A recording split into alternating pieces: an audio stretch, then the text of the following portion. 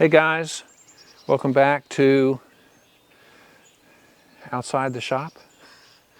I'm out here because I'm getting ready to paint the little bush hog. And it's been a couple weeks since I've recorded anything with the bush hog. It's end of February, February 26th. So I got a nice day today. It's about 60, a little overcast, but pretty dry, and maybe 62. Anyway, I thought I'd get a coat of paint on the little bush hog. I've got, in this episode, we're going to add the overrunning clutch to the drive line. And as several people noted in the comments, that's an important safety feature.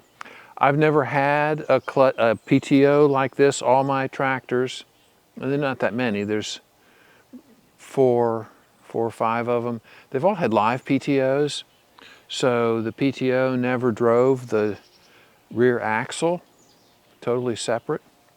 So this was, I didn't understand that's how this would be, though I probably, if I had done some more research, I might have been able to determine that. But in any case, as several people noted, it does need the overrunning clutch on the drive line to keep the momentum of the implement from continuing to drive the tractor. So if you have a tractor that works like this, with a PTO that works like this, that's an important safety feature to have. And as many people commented, definitely something you need to do. You need to have for safety's sake. Now, on this one, it's easy enough to throw it out, disengage the PTO,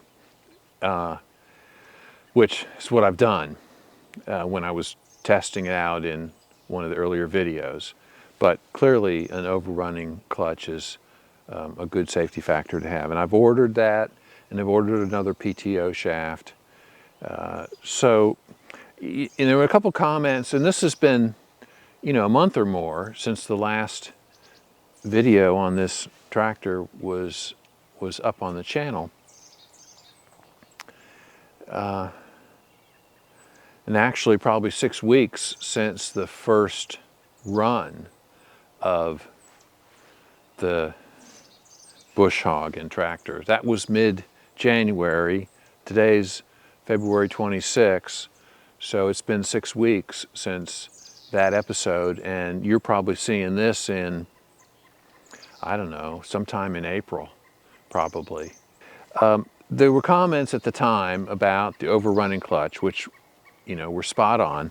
The comments about having modified, not getting a modified end to the drive shaft to fit over the cylindrical input to the gearbox.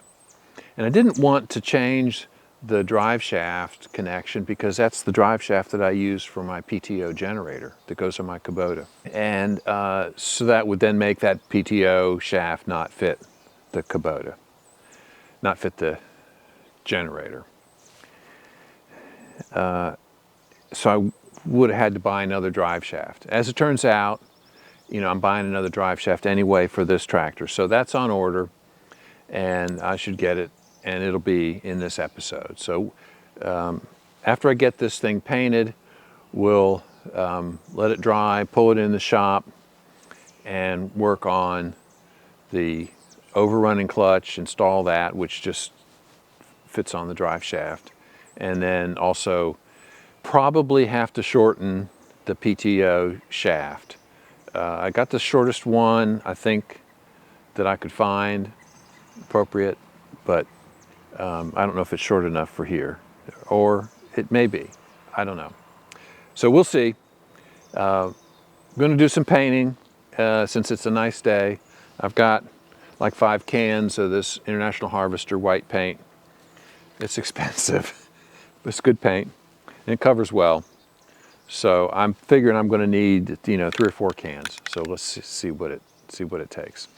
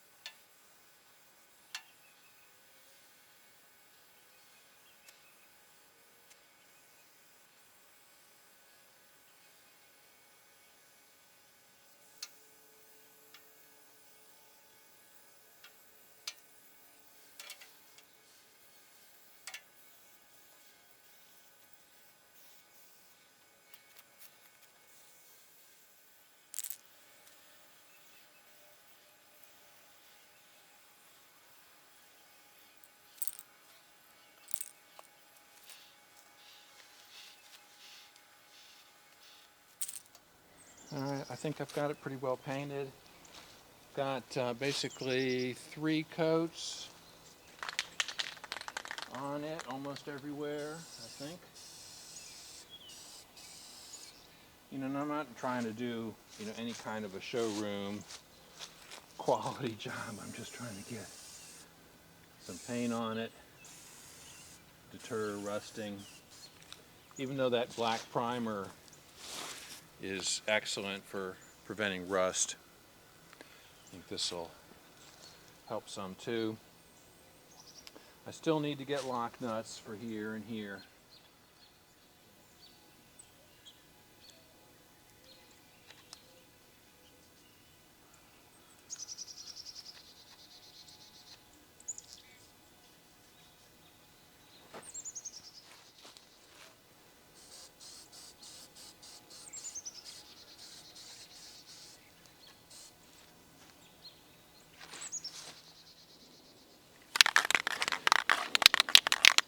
The recoat time on this paint is within 1 hour or after 36 hours. Recommend recoat before 30 minutes or after 36 hours. So if you don't keep applying coats, and that's what I do, 3 coats, 2 light coats and then a final heavier coat. Don't really see any drips on the, or sags on the sidewalls.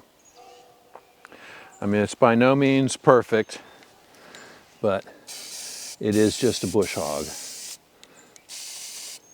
So,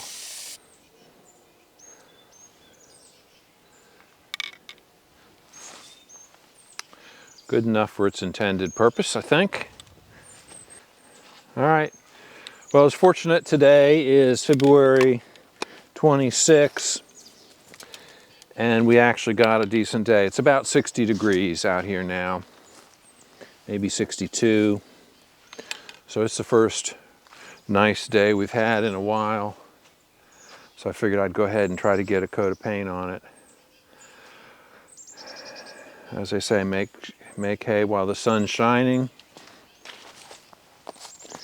Paint when it's above 55 degrees. All right, I'll bring you back when I get the overrunning clutch and the new drive shaft. We'll continue working on this. Still no grass to cut. That's still a couple months away. Just pulled the bush hog back in the shop. I had it in the other building. I did just install this overrunning clutch. Let me get over here and take it off.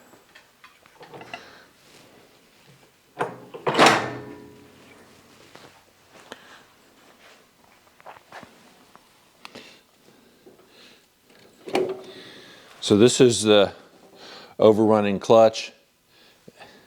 It allows the shaft to run one direction, but allows the mower to freewheel in the other direction.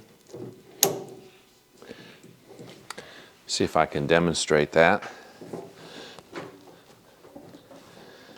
I got the PTO engaged here.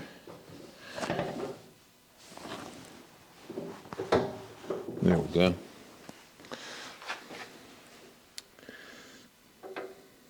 So it would normally rotate clockwise.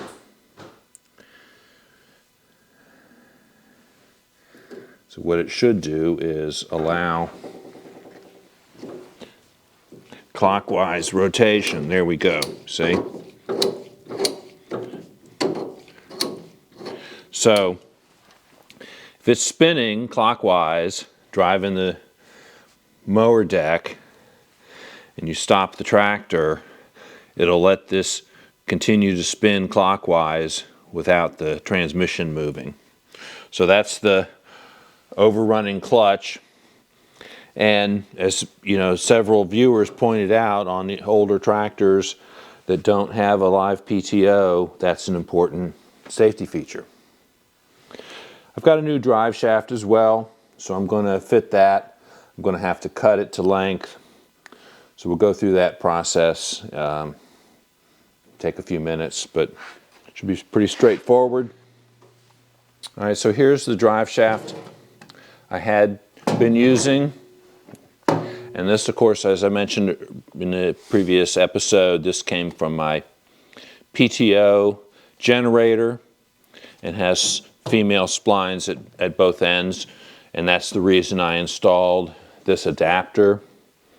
Rather than changing out one yoke on here to smooth bore, which is what this drive shaft takes. And what I've got is a replacement. And this goes from female spline. It also has a clutch on it and a smooth bore here. So this shaft is clearly too long compared to this one. It's much longer. We're going to cut it to length and fit it up. And so we need to remove this adapter.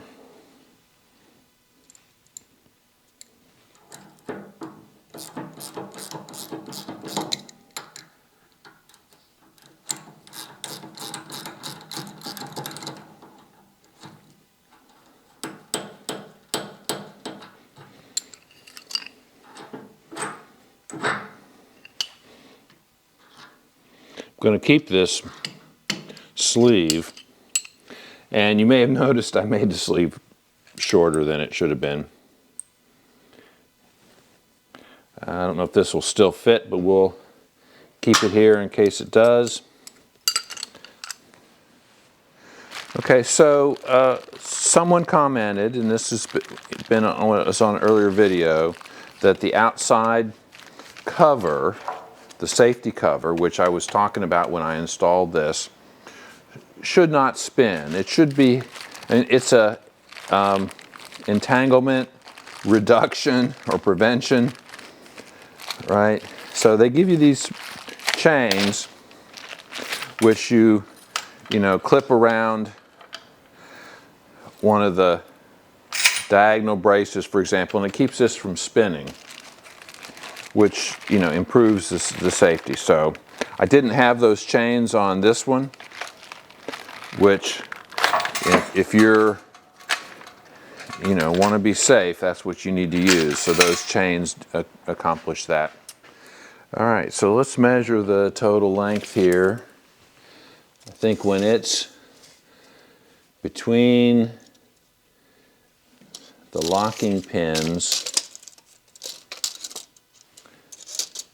it's 25.5 inches. Between the locking pin on the spline and the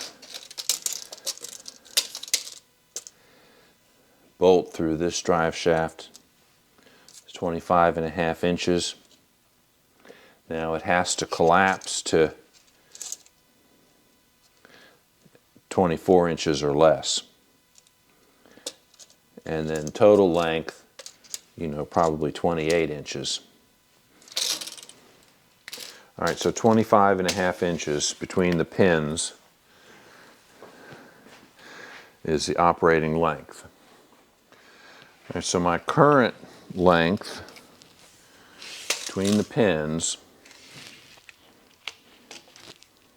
is between this pin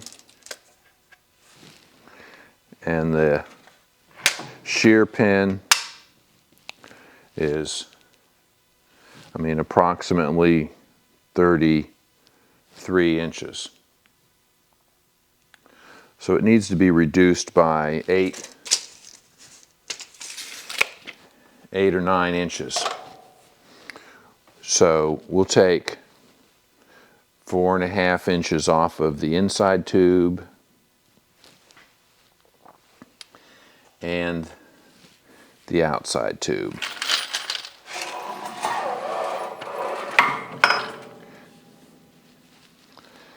Four and a half inches. We may have to come back and take a little more off, but let's start there. It says take. So I've been trying to figure out the easiest way to get the cover off of these. and you need to pull on it, but it's a little cumbersome. So put this in the vise and hold it.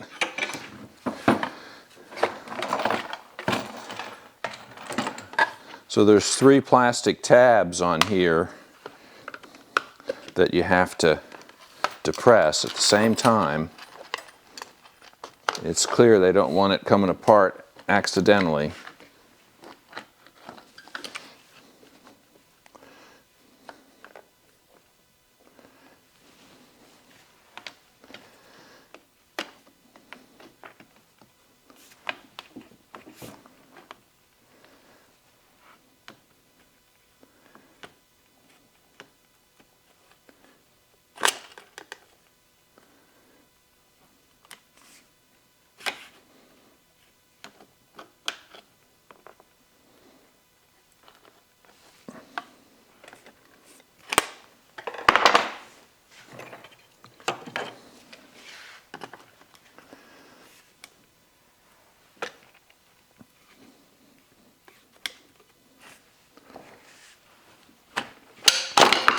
There we go.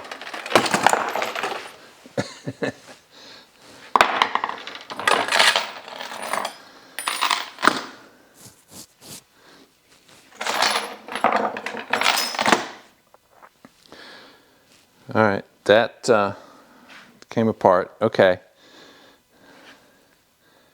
Yeah. All right, let's cut 4 or 5 inches off each of these. All right, I want to take 5 inches. I'm going to take 5 inches off each one.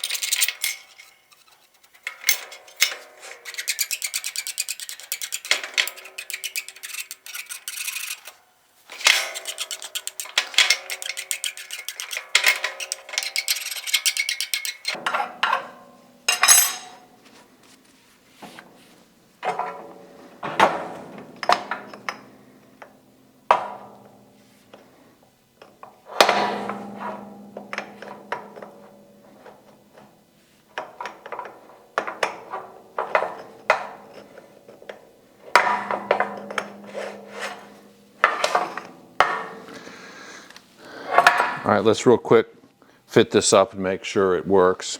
There's really no reason to have a torque limiting clutch like this on this arrangement. I mean, the tractor has so little horsepower. But this is the only one I could find that had the 2 different types of bores.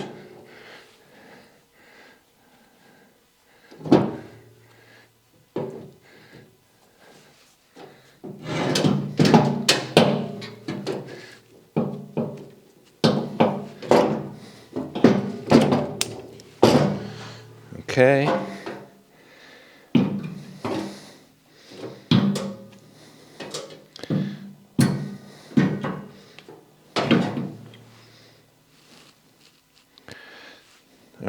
clearly not short enough.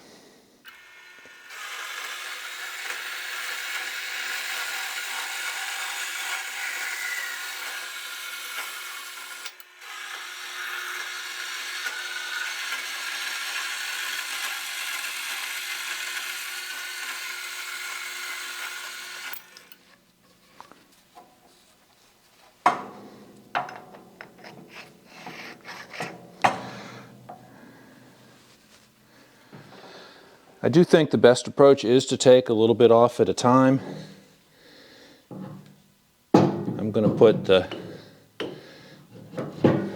clutch on first there, since it's so heavy. There we go. Okay.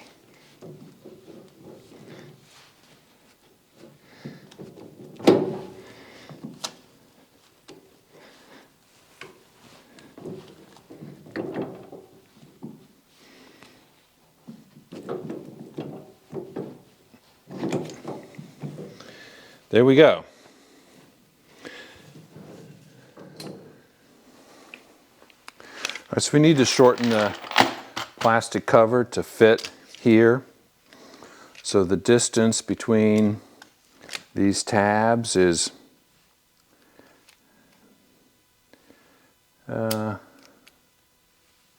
like 8.5 inches.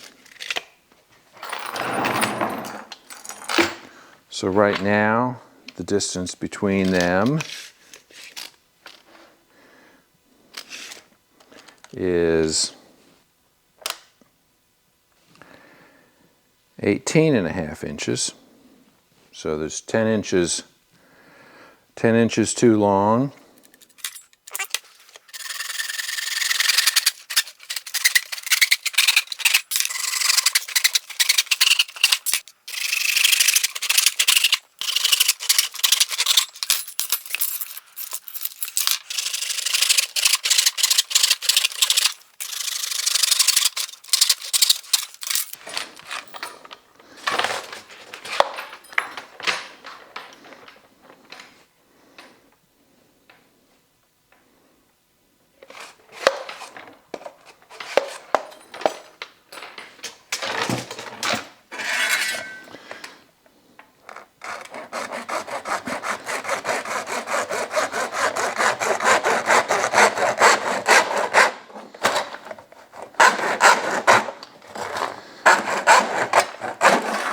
All right, I think I finally got it.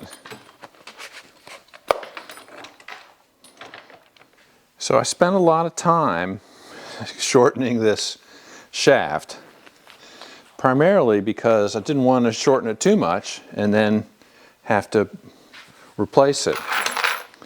So, you know, working little by little, trial and error, is I think the best way to approach it.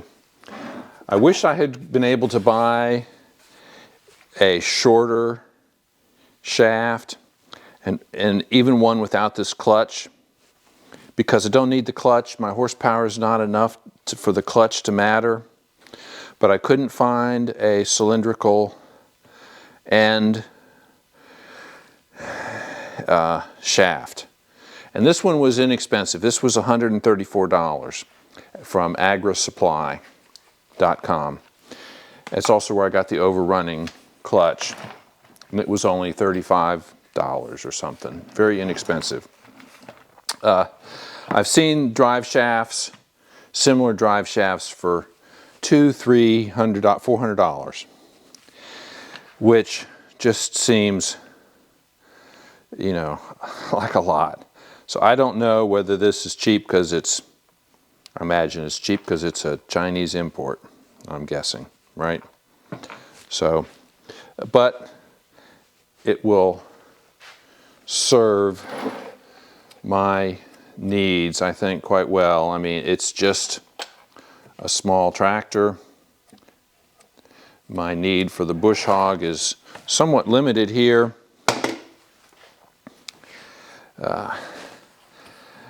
I do have some areas that, you know, the terrain is a little bit rough, and having the bush hog would be nice, but most of what I mow is lawn. And of course the bush hog's not the best for that. But dog hairs everywhere.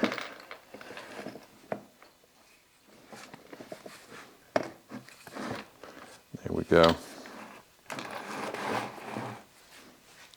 Finally.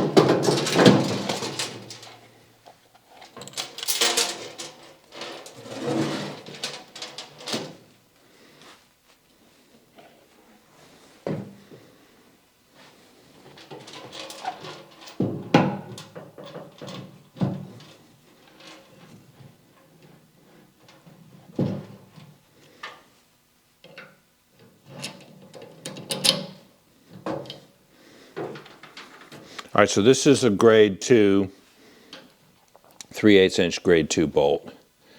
I think for the horsepower of this machine, that's all I need. All right, I'll get a wrench and tighten that. Let's get the other end hooked up here.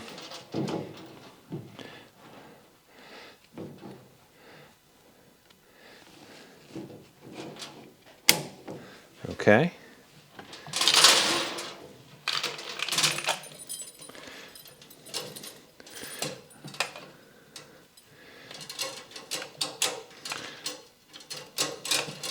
A little bit of slack on this. Of course, this chain keeps the outer cover from spinning.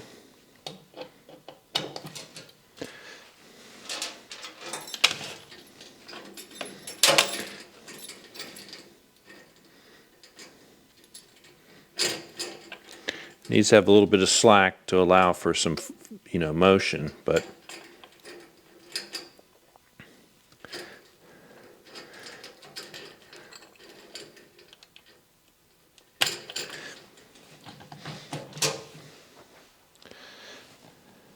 okay.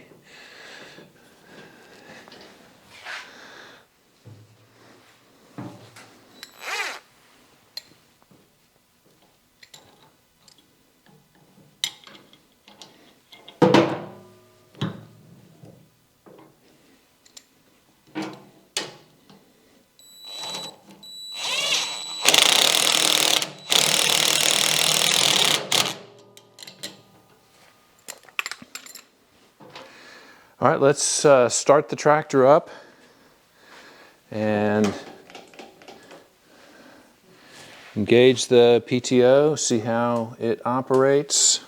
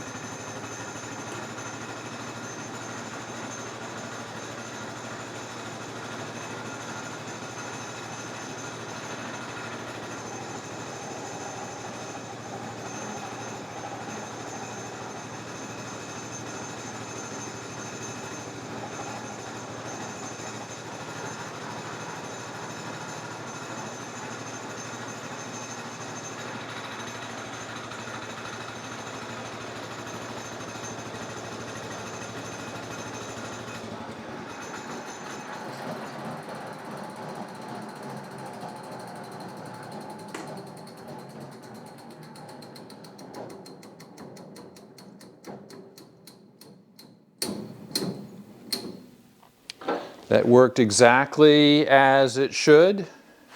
It let the bush hog spin down without driving the transmission. So that worked great. Let me get a grease gun. We'll grease the overrunning clutch.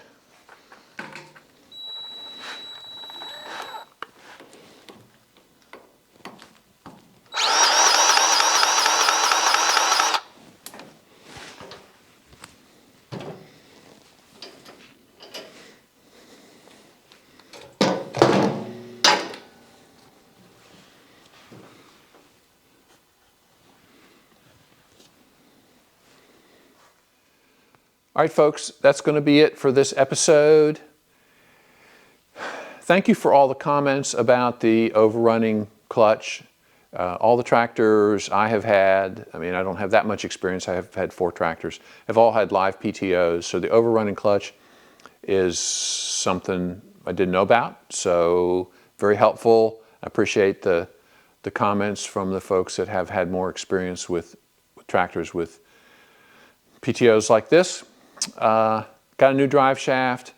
So as soon as I get some grass, today is leap day, February 29, still a couple months away from getting any decent amount of grass. When I get some grass, I'll cut it, pull this thing out. I'll post up a video on that. You'll see, later in the spring or early summer. So that's about it. Thanks for watching. We'll see you guys on the next one.